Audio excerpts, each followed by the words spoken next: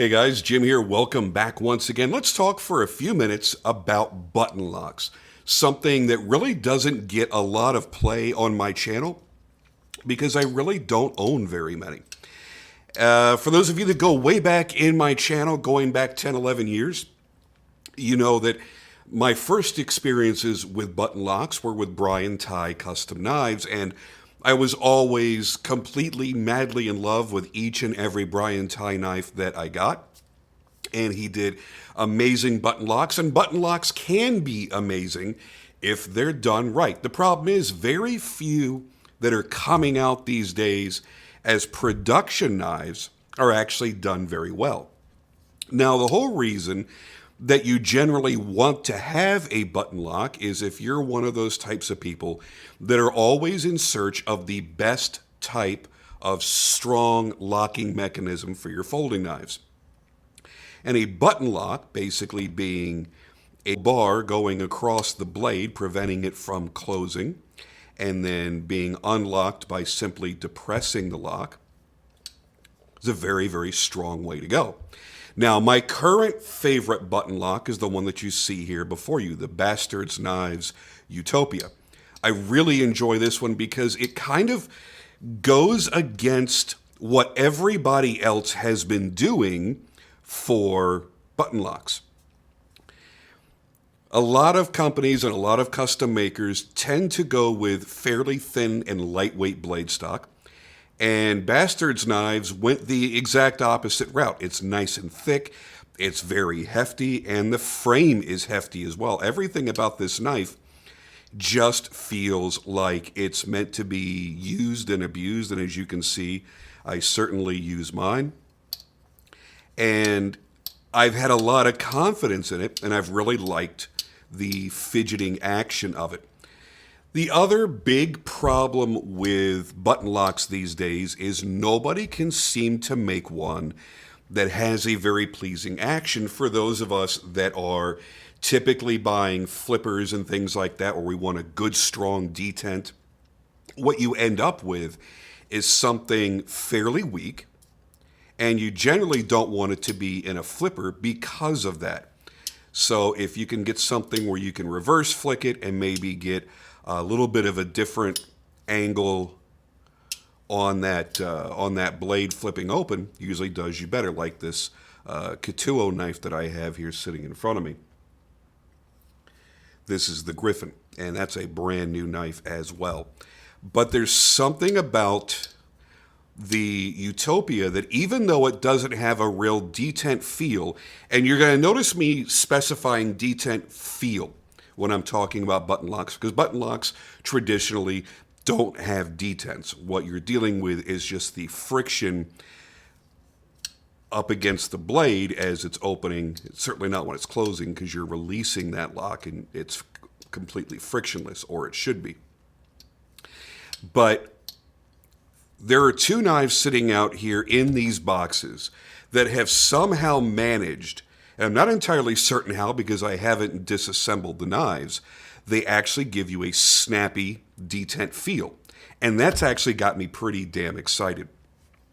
It's almost like they really did actually add a detent ball into the fabrication of the knife. And that very well may be. Like I said, I haven't taken the knives apart to really know that yet.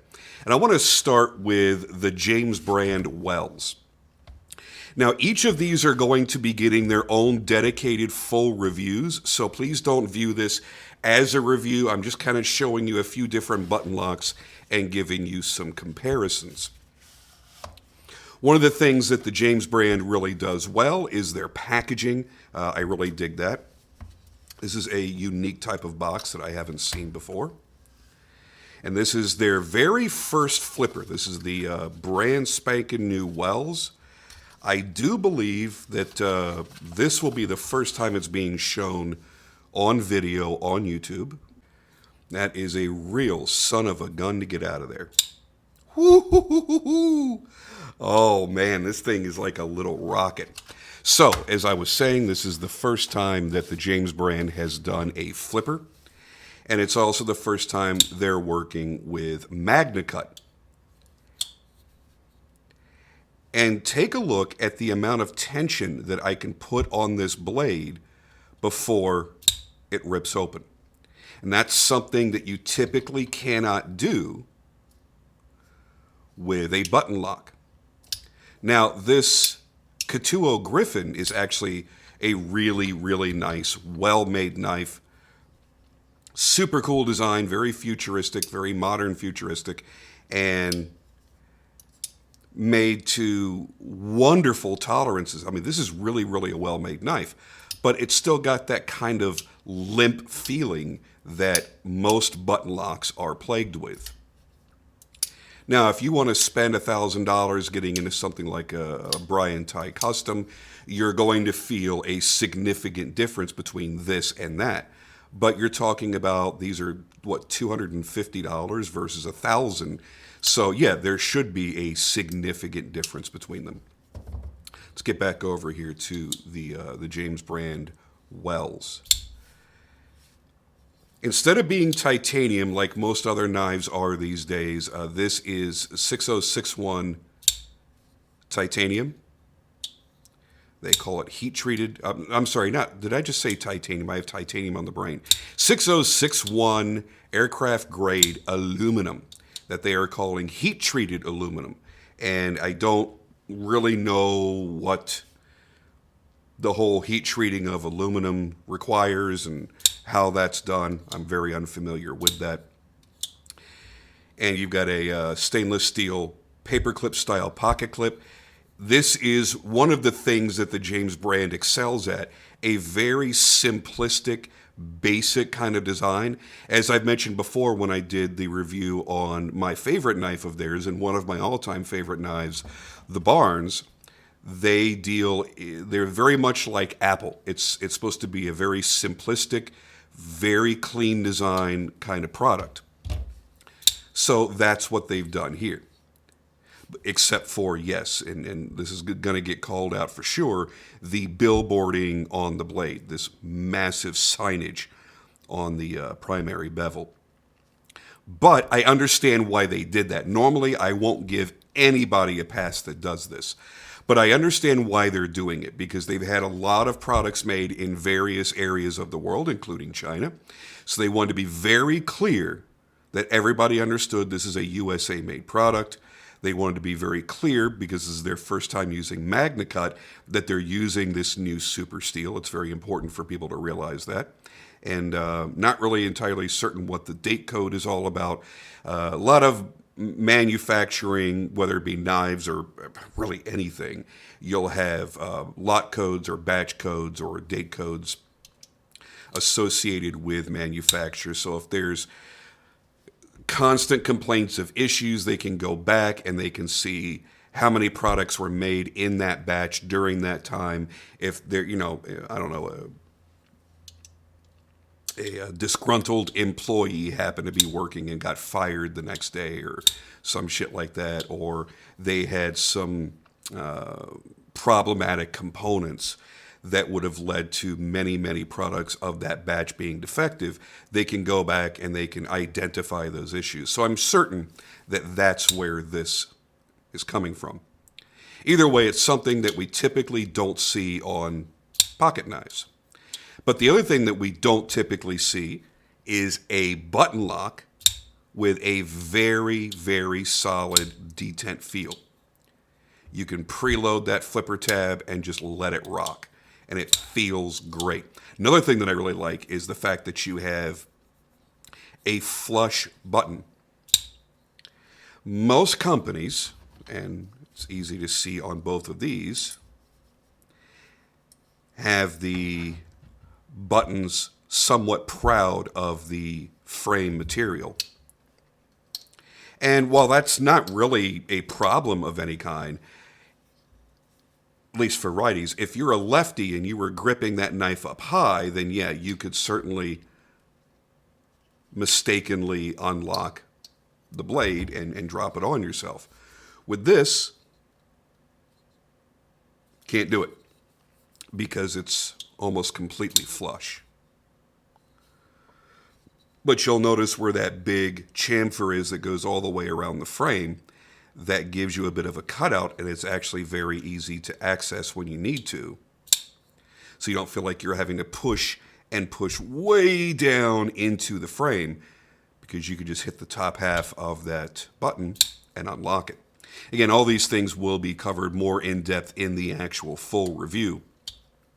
But I wanted to give you guys some comparisons here. Now let's take a look at the QSP. This is the QSP Grieve, which is named after some sort of waterfowl, some sort of waterborne bird. And this actually had arrived to me about a week before the Wells did. And this was the first time I had experienced that detent feel in a button lock. And their button is rather proud of the scale as well, as you can see there.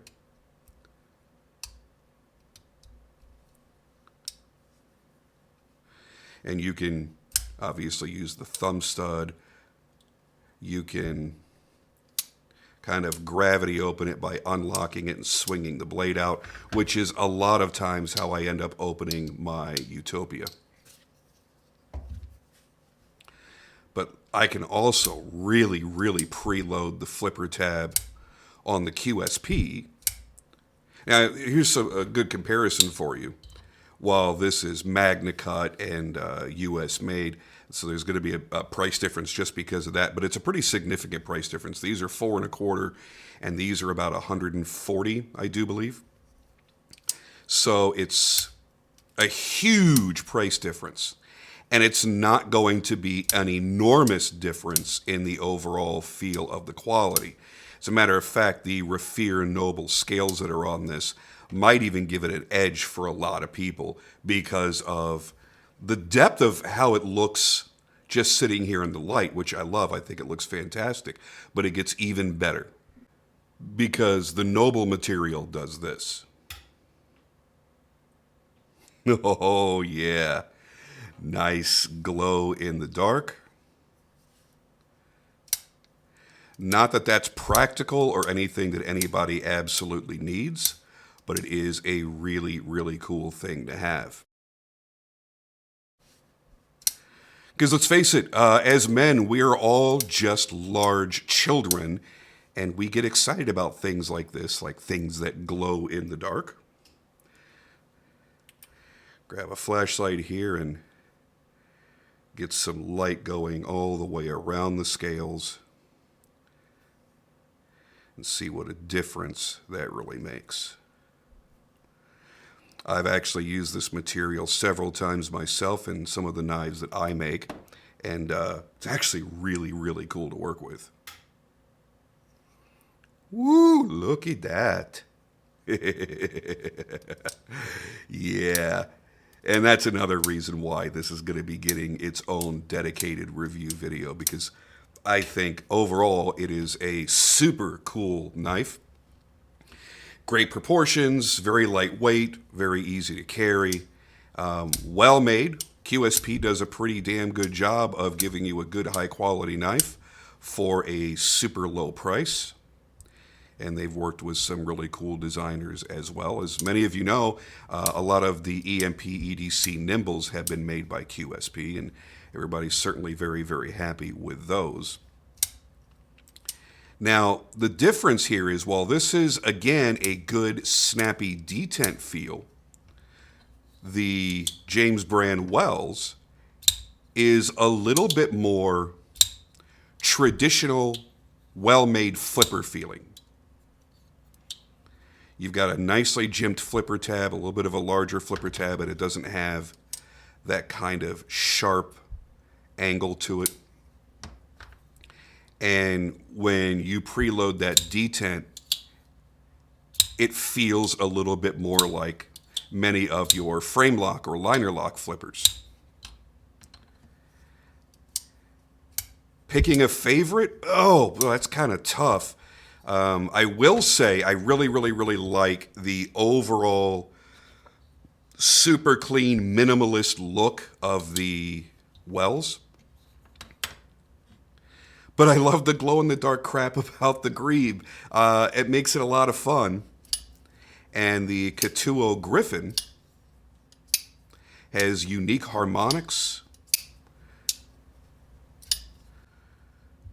very expensive looking design in the way that it's been machined and pocketed and milled with designs, and the fantastic pocket clip and backspacer. It seems like a lot more expense went into the design and manufacture of the Griffin. I think that the Griffin feels more expensive than the Wells, even though the Wells is about $200 more. And both feel significantly more impressive or expensive or high-end, however you want to word that, than the QSP. Now, the QSP is offered in a variety of different materials. I think there's some micarta and G10 and things like that, but I'm really glad that I got my hands on the glow-in-the-dark Raphir Noble material, because I don't know. Again, like a large child, it fascinates me when things glow in the dark. Again, it's not practical. If this is sitting in your pocket all day, when you go to pull it out in the dark, it's not going to be glowing. It has to be charged with light first. It has to charge and hold that charge, and it's only going to do that for a few minutes realistically. I wouldn't expect this to be glowing even in 10 minutes. Let's see what's happening right now. Even though it's sitting under lights, but I haven't had the direct light on it for a couple of minutes here. Well, crap. Well, no, it is definitely glowing well, but it is far reduced from what it was doing before. And